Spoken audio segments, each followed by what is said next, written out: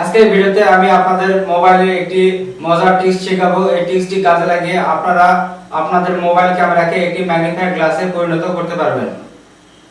তো চলুন টিপসটি দেখে নেওয়া যায়। ভিডিওটি যদি ফেসবুক থেকে দেখে থাকেন, আরও নতুন ভিডিও দেখার জন্য আমাদের ফেসবুক পেজটি ফলো করুন। আর যদি ইউটিউব থেকে দেখে থাকেন তাহলে আমাদের ইউটিউব চ্যানেলটি সাবস্ক্রাইব করুন এবং পাশের বেল আইকনে ক্লিক করে অল করে দিন। আর যদি অলরেডি সাবস্ক্রাইব করে থাকেন তাহলে আপনাকে অসংখ্য ধন্যবাদ।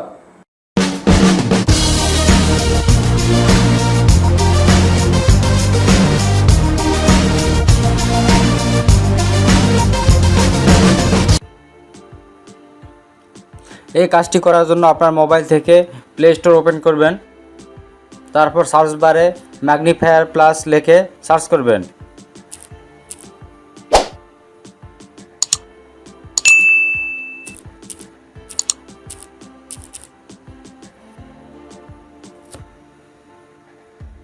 তারপর আপনার এই অ্যাপসটি ইনস্টল দিয়ে নেবেন। আপনার স্মার্টফোনের ক্যামেরাকে একটি ম্যাগনিফায়ার গ্লাসে পরিণত করতে পারবেন। তার জন্য আপনাকে গুগল প্লে স্টোর থেকে ম্যাগনিফায়ার প্লাস অ্যাপসটি ইনস্টল দিয়ে নিতে হবে। তারপর আপনারা ম্যাগনিফায়ার প্লাস অ্যাপসটি ওপেন করবেন।